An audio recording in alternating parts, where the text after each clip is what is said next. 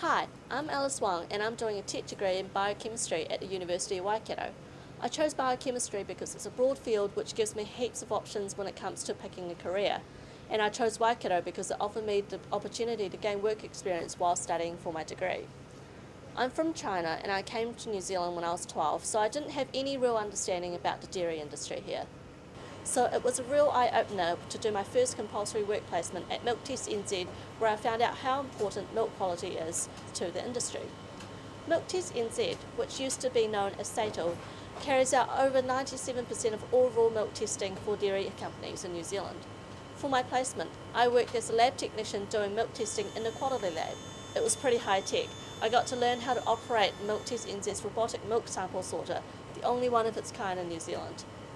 I carried out different tests on milk samples, testing for foreign matter and doing bacterial count. But what I found most interesting was the sensory testing.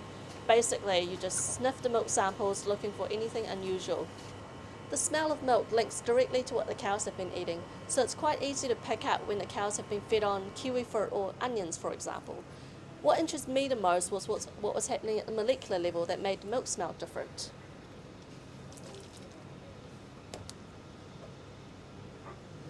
Bacteria in milk produce lactic acid, which gives a fruity smell like strawberry milkshake.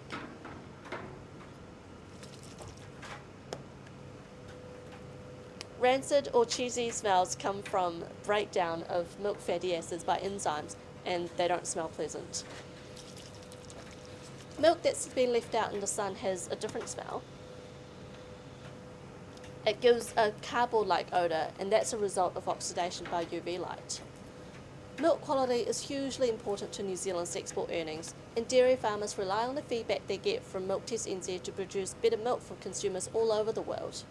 It was exciting to work at the heart of the dairy industry, and I'm now looking forward to doing more research into improving the quality of milk.